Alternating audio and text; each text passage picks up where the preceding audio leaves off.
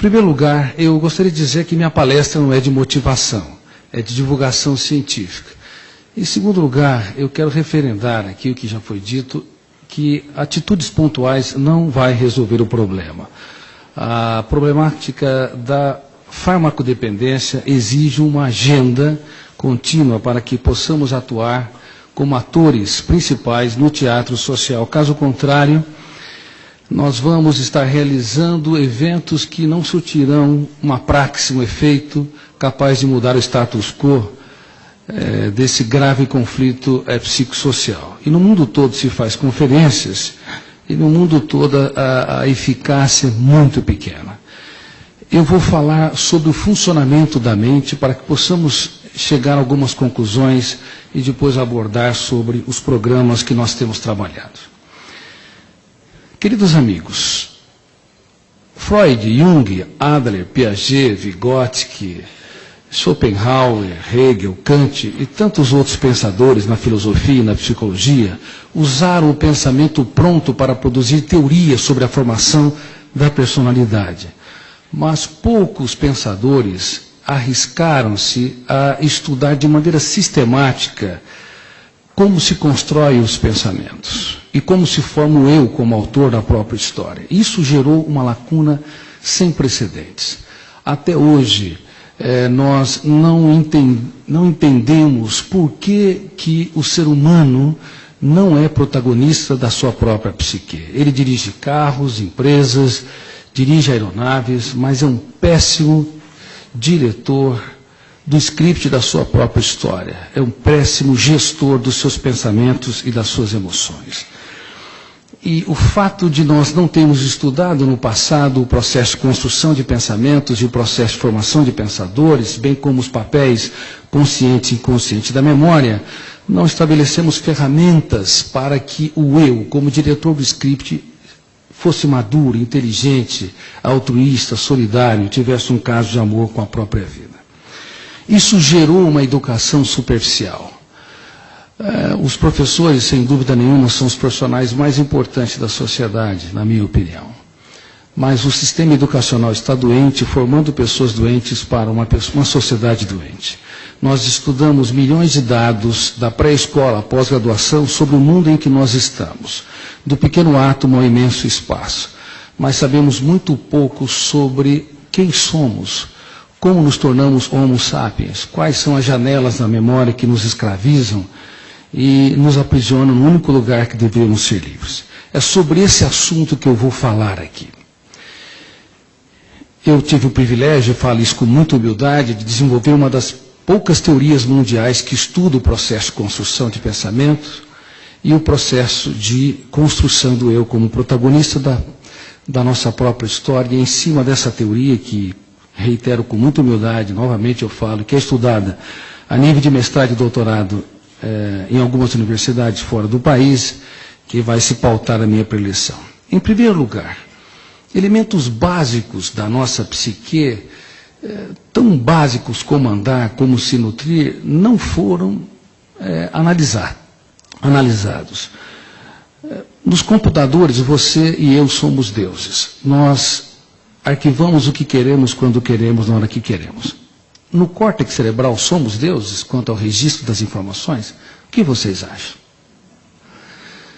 É uma questão fundamental. Na verdade, o registro na memória não depende do eu, da vontade consciente.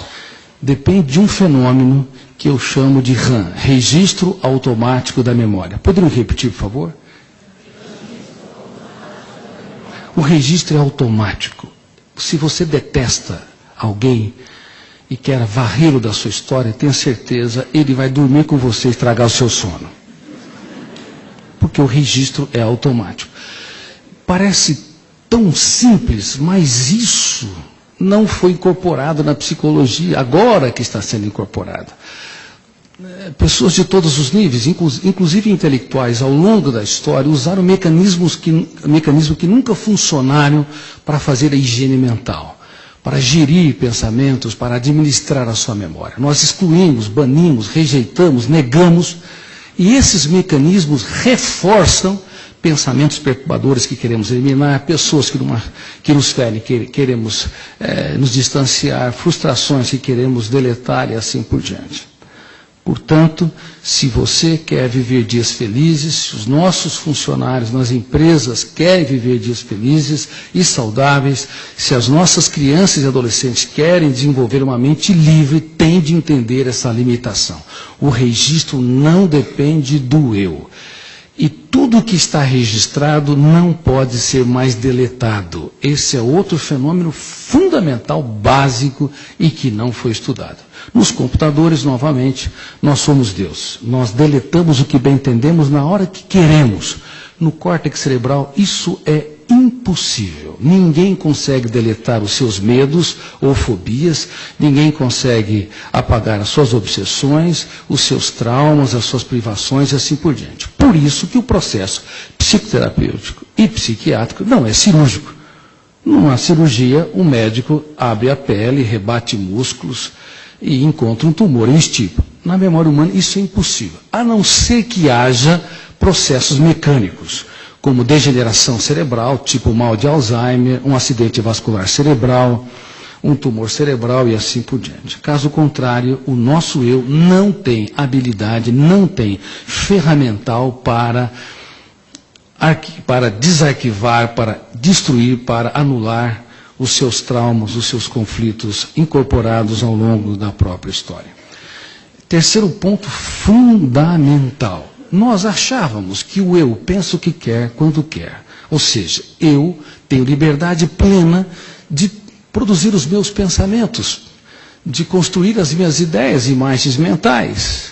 Isso é uma verdade?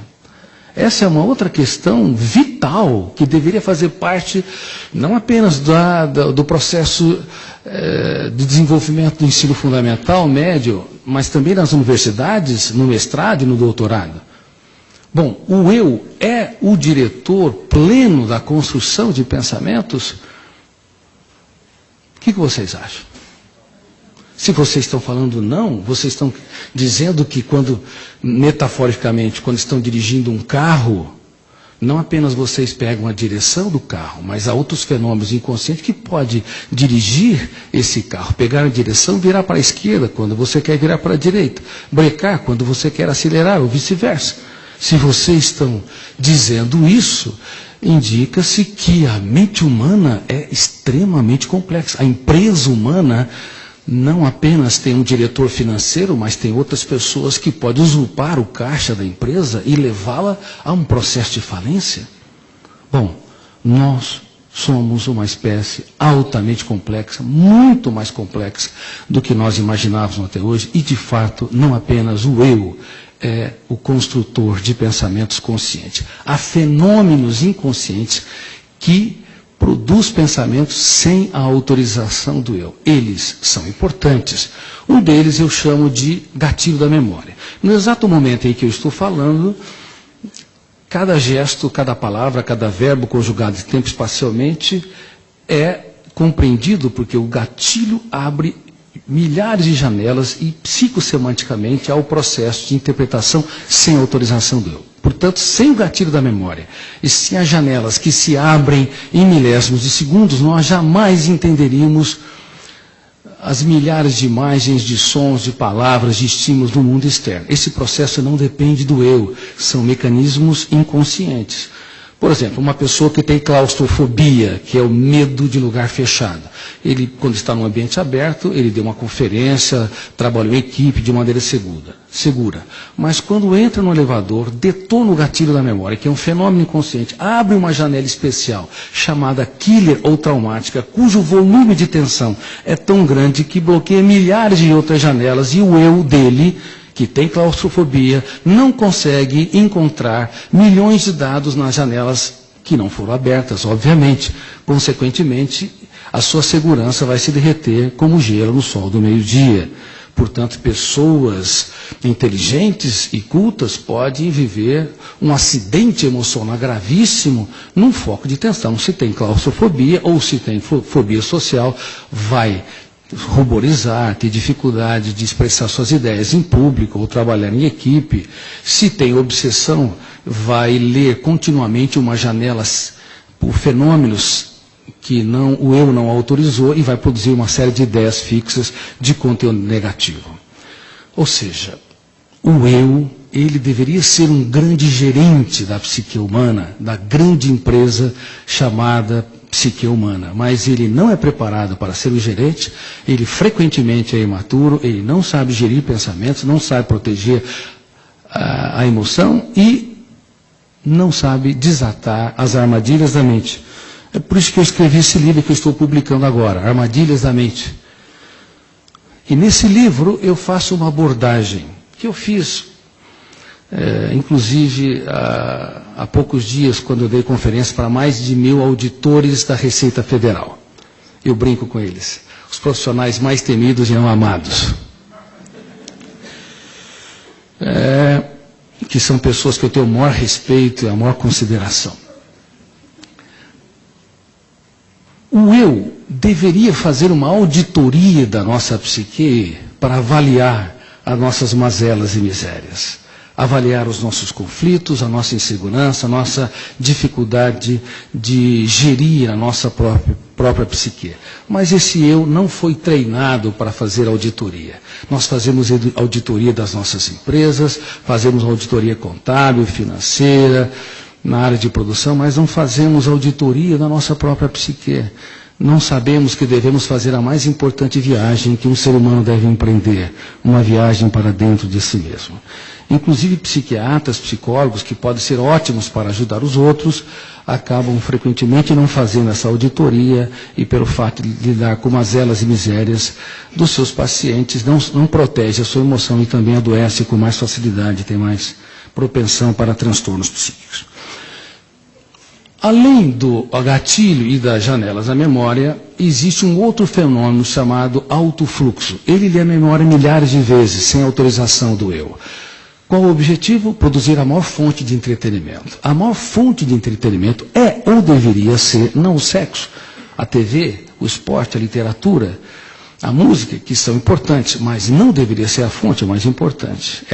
Essas fontes são fontes colaterais. A fonte mais importante deveria ser o mundo das ideias, das imagens mentais, dos pensamentos produzidos pelo fenômeno do autofluxo. É ele que é responsável. No sonho, quando o eu repousa, no sono, quando o eu repousa-se, ele começa a produzir ambientes, circunstâncias, personagens e assim por diante. E durante o estado de vigília, ele é o grande responsável para você lembrar dos seus filhos, resgatar o futuro, ruminar o passado, criar circunstâncias, ambientes e assim por diante. O autofluxo tem um papel vital.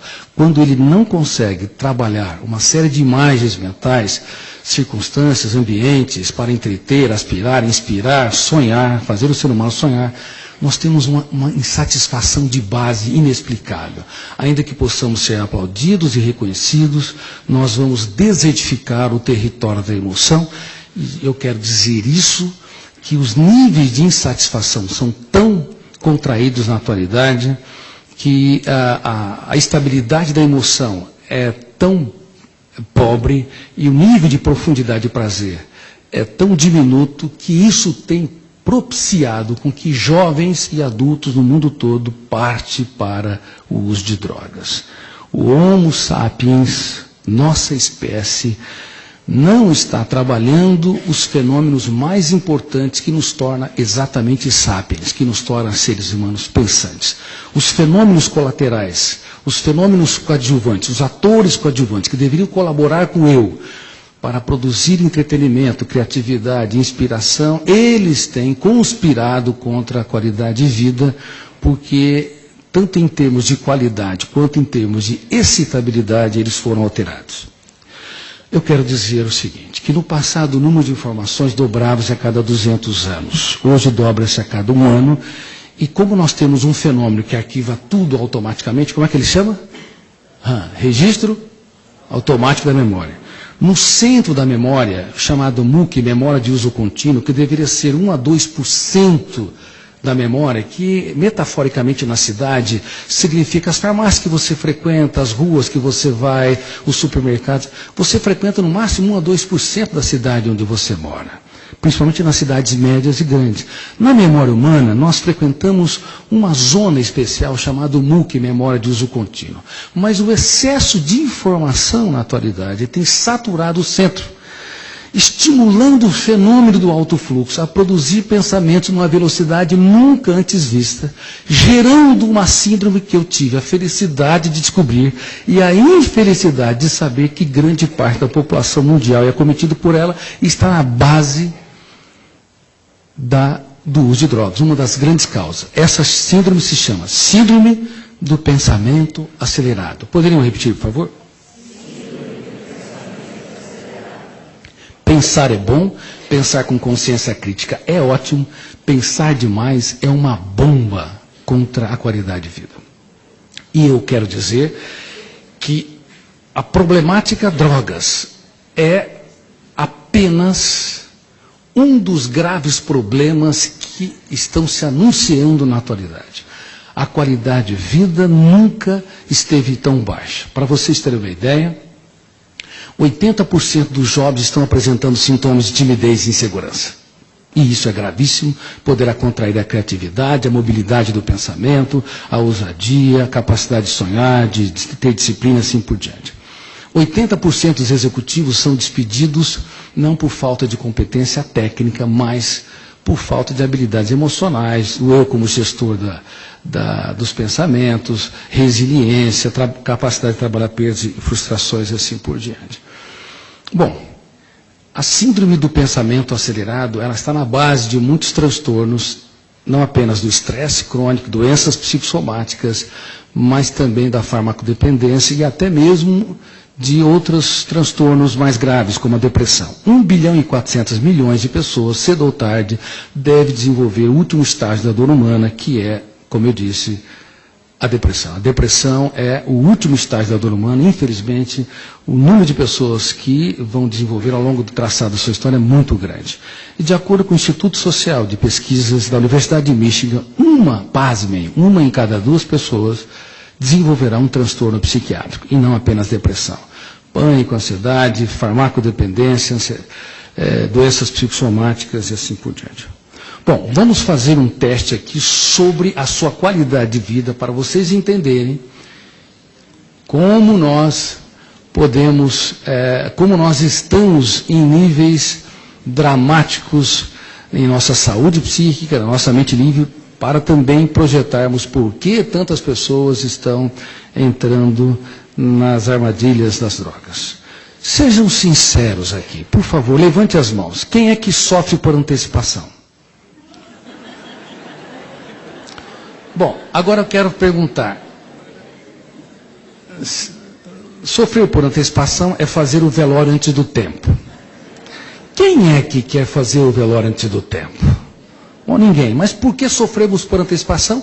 Porque o eu não é um bom gestor psíquico, porque o alto fluxo lê a memória milhares de vezes, devido ao excesso de informação, o excesso de atividade, o excesso de preocupações. Então, nós excitamos um fenômeno que é fundamental. E esse fenômeno, ao invés de colaborar, ele usurpa, controla o diretor financeiro, controla o presidente da empresa chamada mente humana. Outra pergunta, quem é aqui, por favor, cansados? Levante as mãos. Uma plateia de cansados. Tem pessoas tão cansadas que nem conseguem levantar as mãos direito. Parabéns, obrigado pela sinceridade. Vocês são normais, porque o normal na atualidade é ser estressado e tenso e irritadiço. E o anormal é abraçar as árvores, conversar com as flores, viver relaxadamente. Mais um sintoma. Quem tem dores de cabeça? Dores musculares, irritabilidade, baixo limiar à contrariedade. Sejam sinceros, ou déficit de paciência. Eu acho que nós deveríamos abrir um hospital aqui. Mais uma pergunta, e se me responderem coletivamente, eu vou encaminhá-los um mês para um hotel fazenda. Pagos pela Federação das Indústrias do Paraná.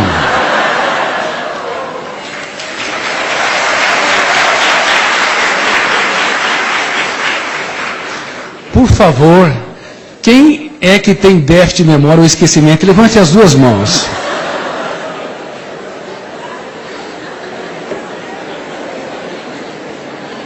Bom, uma plateia de esquecidos. Para esse esquecimento, não procure o seu médico, porque ele também deve estar esquecido.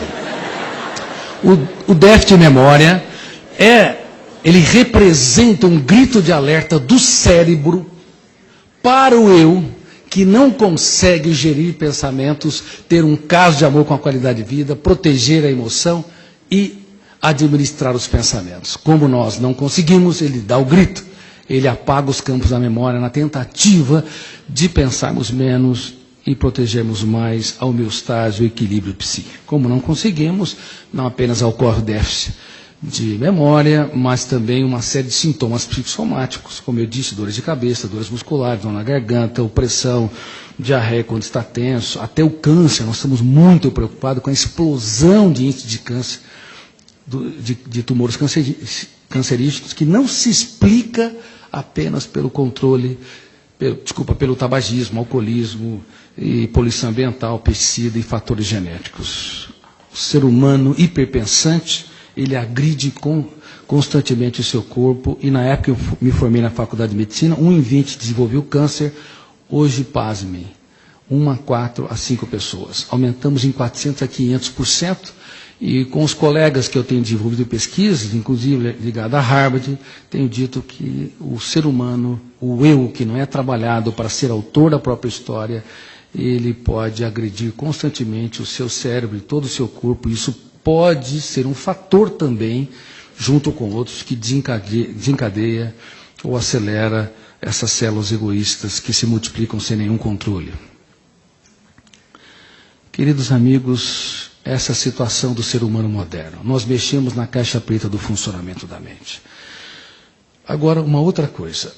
Falei da síndrome do pensamento acelerado. Agora quero falar da síndrome do circuito fechado da memória, que também tive o privilégio de descobri-la e a infelicidade de saber que grande parte da população mundial é cometida por ela. A síndrome SPA, ela leva a um baixo limiar para a frustração, uma incapacidade de lidar com contrariedade, uma dificuldade de traçar projetos de vida, estabelecer critérios saudáveis para ter uma mente livre e, consequentemente, em pessoas mais fragilizadas, talvez não na maioria de vocês, mas as pessoas mais fragilizadas, elas acabam usando o álcool etílico, que é uma substância socialmente aceita e comercialmente livre, a cocaína, o crack, que são drogas ilícitas, como fator para aliviar a sua ansiedade, ou então como fator para produzir prazer, já que é um déficit enorme de encantamento, de alegria, de satisfação nas sociedades modernas. Quero dizer também que a síndrome do pensamento acelerado pautou por baixo o nível de autorrealização. Nós estamos na era da indústria do entretenimento. Qualquer criança e adolescente, por mais pobre que seja, tem acesso a horas por dia de televisão, ou de jogos de videogame, ou de outras brincadeiras que poderia propiciar o prazer. Nós deveríamos ter, neste século, a geração mais feliz e contemplativa de todas as outras gerações. Mas estamos diante da geração mais triste, mais insegura, mais insatisfeita. A síndrome do pensamento acelerado nos leva a precisar de muitos eventos para ter migalhas de satisfação. Eu já tive a oportunidade de tratar de celebridades internacionais, de pessoas multimilionárias, e eu vi muitos miseráveis morando em palácios, porque eles eram ótimos para a sociedade, mas não eram para si. Eles não aprenderam a refinar o seu eu para fazer das pequenas coisas um espetáculo aos olhos. Eles não aprenderam a gerenciar pensamentos e a proteger a sua emoção. Portanto, queridos amigos, a atualidade, a problemática das drogas, elas devem ser compreendidas a partir do funcionamento da mente. O que está errado? Aonde nós alteramos? Quais são os mecanismos que se tornaram doentios para fazer com que esse Homo sapiens não seja livre? Não faz muito tempo eu dei uma conferência no Supremo Tribunal Federal, e ali eu disse que nunca, numa sociedade livre, quando eu falo sociedade livre, eu falo sociedades modernas, democráticas, nunca, numa sociedade livre, houve tantos escravos, num único lugar que é inadmissível ser um prisioneiro. Escravos dentro de nós mesmos. E a síndrome do circuito fechado da memória mais do que a síndrome do pensamento acelerado, encarcera o ser humano. Bom, eu disse que o registro é automático e involuntário, e ele forma janelas. Grande parte das janelas são neutras, tem número telefônico, números de endereços das pessoas, informações básicas das empresas, das escolas, assim por diante. Mais de 90% de todas as milhões de informações estão dentro das janelas que são neutras. Mas há dois grupos especiais de janelas, um chamado traumática, conflitante ou killer, e a outra light, que ilumina o eu, estimula a consciência crítica, a capacidade de se colocar no lugar do outro, a capacidade de criar, de pensar multifocalmente, de racionalizar nossas mazelas. Então, as janelas light são importantes, elas vão definir nossos níveis de paciência, tolerância, generosidade, altruísmo. E as janelas killer, elas têm um alto volume de tensão. Quando você entra lá, o volume de ansiedade bloqueia milhares de outras janelas, fechando o circuito da memória, fazendo com que o Homo sapiens reaja como Homo bios. O ser humano inteligente e culto, ele pode reagir instintivamente, reagir sem pensar e, consequentemente, cometer os maiores erros da sua vida nos primeiros 30 segundos, onde ele está sequestrado por uma janela killer.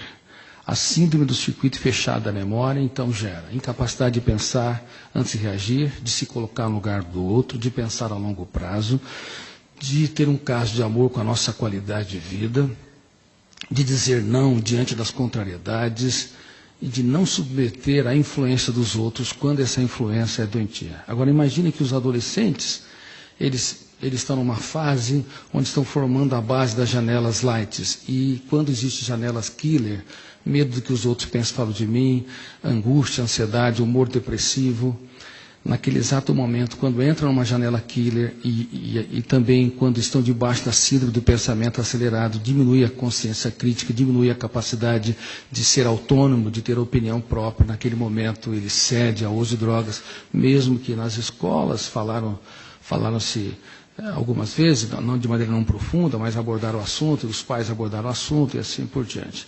Naquele momento que se fecha o circuito da memória, ele não consegue pensar a longo prazo, não consegue ser autônomo, ter consciência crítica. Isso também ocorre com os funcionários nas empresas. Quando estão angustiados, insatisfeitos e presos por janelas traumáticas, eles podem partir para o primeiro uso. E o problema é que uma cocaína, um crack, o volume de estimulação é tão grande que forma uma janela killer especial, não apenas traumática, mas duplamente traumática, chamada janela killer duplo P. P de poder, power, poder de encarcerar o eu e poder de deslocar a maneira de nós vermos, interpretarmos e sentirmos a vida. O killer, o volume de tensão é tão grande que numa outra experiência, quando está angustiado, ou quando pensa nas drogas, quando alguém pressiona, ou está num ambiente social, entrou naquela janela que tem experiência inicial do uso de drogas, e ele fecha o circuito da memória e parte para o novo uso. Portanto, o querido secretário de antidrogas de Cascavel, quero dizer que mesmo bons pais, mesmo educadores maravilhosos, empresários fascinantes, professores, médicos ilustres, podem gerar filhos que aprisionam-se, sequestram-se nos solos da sua memória, porque o volume emocional, o volume de estimulação, o grau de ansiedade gerada por uma droga no exato momento em que a pessoa usa, ele pode, por si mesmo, construir essas masmorras intrapsíquicas. O álcool etílico, no entanto, o álcool ele demora cerca de 6 anos para se produzir uma dependência. A heroína gera uma dependência física importante 1 semana depois de injetada a droga. Geralmente é injetada a heroína. Então se produz uma dependência física e psicológica alta. O álcool etílico também produz uma dependência física, mas como é ingerida e o efeito psicotrópico é menor do que o efeito dos opiáceos, então demora muito mais tempo. Claro que vai depender do tipo de personalidade, do metabolismo da pessoa, da carga genética, aí o processo pode ser acelerado ou prolongado. Mas o crack tem um efeito tão grande, tão intenso, que depois de algumas vezes a pessoa já financia essas janelas killer duplo P, encarcerando num único lugar que deveria ser livre. Queridos amigos, falando sobre o circuito da memória, nos primeiros 30 segundos eu disse, nós cometemos os maiores erros da nossa vida e os usuários também. Palavras que nós nunca deveríamos dizer para as pessoas que nos são caras, são ditas nesses exatos momentos. Atitudes que nunca deveríamos tomar diante das pessoas que nós escolhemos, da pessoa que nós escolhemos para dividir a nossa história, são produzidas. Professores jamais deveriam expressar certas atitudes para os seus alunos alienados, arredios ou que têm atitudes inadequadas. São produzidas nesses momentos. E nesses momentos onde nosso eu é um escravo, nós pressionamos, aumentamos o tom de voz, criticamos, excluímos, punimos e formamos mais janelas killer no outro, mais janelas traumáticas no outro, consequentemente expandindo os horizontes da dependência. É fundamental que todos os empresários tenham a consciência de que os seus funcionários representam o maior capital das suas empresas. Eles representam a joia da coroa. E deve ter um canal não punitivo, não de estranhamento ou de exclusão, quando as pessoas usam drogas, mas de acolhimento, de generosidade e de altruísmo. Um ser humano é verdadeiramente feliz, estável e profundo emocionalmente quando ele tem coragem para investir na felicidade dos outros. O egoísmo, o egocentrismo e o individualismo nunca foram defesas saudáveis e nunca foram o baluarte das pessoas saudáveis e livres, mas das pessoas doentes. Empresas saudáveis, eu dei palestra não faz muito tempo para 50 empresas psicologicamente saudáveis. Empresas saudáveis são empresas que não têm funcionários que sejam plenamente saudáveis, porque ninguém o é. Haja vista que quase todos vocês estão com 3, 4, 5 sintomas da síndrome do pensamento acelerado. Empresas saudáveis são empresas que investem nos seus funcionários como a joia da coroa, como estrelas vivas no teatro da existência. Empresas que consideram que as suas máquinas, os seus programas de computadores, os seus produtos e seu aporte financeiro nos bancos é o principal capital, elas erraram o alvo. Elas acertaram no trivial e erraram no essencial. Nós precisamos ter um caso de amor com a humanidade. Precisamos ter um caso de amor com a vida, porque a vida é bela e breve como gotas de orvalho, que por instantes aparecem e logo se dissipam aos primeiros raios solares do tempo. Muito obrigado por me ouvirem.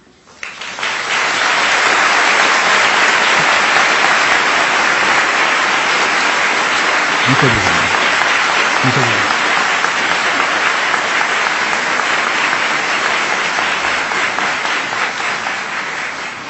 Falando rapidamente agora de 2 grandes projetos. O primeiro projeto chama-se Escola da Inteligência, para entrar na grade curricular das crianças a partir de 6 anos de idade, as funções mais complexas da inteligência, como pensar antes de reagir, expor ou impor as ideias, trabalhar perdas e frustrações, resiliência, gerenciar pensamentos e proteger a emoção. Nós vamos às lágrimas ao vermos os resultados. Há mais de 100 mil alunos já vivenciando o projeto Escola da Inteligência, prevenindo o uso de drogas, prevenindo transtornos psíquicos, debatendo ideias, inclusive melhorando o rendimento intelectual. Uma aula por semana, com sistema lúdico, áudio, audiovisual. As crianças que não conseguem ter paciência nas escolas, o último lugar que elas querem estar é dentro da sala de aula, porque uma criança de 7 anos de idade tem mais informação do que o imperador romano tinha quando dominava o mundo no auge de Roma, então está super estressado e o professor com toda aquela metodologia tradicional não consegue mais encantá-los. Eles não veem a hora de chegar à aula da Escola da Inteligência. Crianças, pré-adolescentes e adolescentes. E é muito fácil de ser aplicado e nós democratizamos o acesso e eu renunciei aos direitos autorais do programa Escola da Inteligência para que ele possa ser aplicado em orfanatos gratuitamente e jovens em situação de risco. Muito obrigado. Quem quiser conhecer o programa, eu vou dar o site. Nós estamos apresentando para o SESI aqui também, pelo Flávio Ars, é www.escoladainteligência.com.br. Só para vocês terem uma ideia, quanto tempo nós temos para fazer a higiene corpórea? Tomar banho? A cada 24 horas? Claro que algumas pessoas tomam banho a cada 2 ou 3 dias, ou 4 dias. Outras, eu já tive caso, eu fiz cerca de 20 mil atendimentos psicoterapêuticos e consultas psiquiátricas. Eu atendi o caso de uma pessoa que tomava 40 banhos por dia. E para fazer a higiene mental, quanto tempo nós temos? No máximo 5 segundos. Produzir uma ideia perturbadora, o teu eu tem de desenvolver a arte da crítica, da dúvida, para reciclá-la enquanto a janela está aberta para o fenômeno RAM não operar o processo de registro, depois nós não conseguimos deletá-la. Aí nós acumulamos lixo ao longo da história. E as crianças estão aprendendo o que nós não aprendemos. Bom, e o outro programa chama-se Free Mind. Free Mind, no inglês, mente livre, emoção saudável. Esse programa Free Mind também desenvolveu ao longo de 10 anos e ele é plenamente gratuito. Nós temos vários livros, nós confeccionamos através do aporte de várias empresas, onde nós estamos disponibilizando não apenas para as comunidades terapêuticas, mas também para as instituições, inclusive as empresas. FreeMind tem 12 ferramentas. Citei várias delas. Proteger a emoção, gerenciar pensamentos, os papéis consciente e inconsciente da memória, o autodiálogo, o diálogo interpessoal, o empreendedorismo, a capacidade de reeditar o filme do inconsciente, a capacidade do eu ser autor da própria história. Nós também ficamos extremamente comovidos com o programa, porque ele não apenas previne e reeduca a emoção no caso das pessoas que já estão usando, mas também ele estimula a promoção de qualidade de vida. Eu acho que quase todos vocês precisam praticar o FreeMind. Deveriam procurar um profissional de saúde mental. Brincadeira à parte, quase todos vocês precisam de refazer a sua agenda. Quem é aqui, por favor, que já foi traído de alguma forma? Levante as mãos. Tá, ótimo. Eu não vou perguntar aqui quem já traiu, porque seria indelicado. Mas eu quero dizer que todos nós já traímos.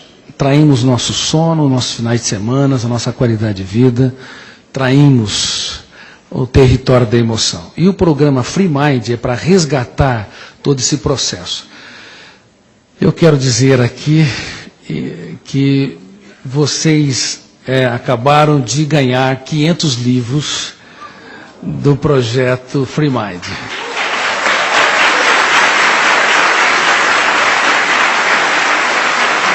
E vocês reúnem grupo de 10, 15 e praticam o programa, é todo auto-aplicável, não precisa de ser um especialista em psicologia, ou psicopedagogia, ou sociologia, mesmo pessoas que não têm experiência na área, podem trabalhar em grupo, fazer a dinâmica e estudar cada ferramenta uma vez por semana durante 2 horas.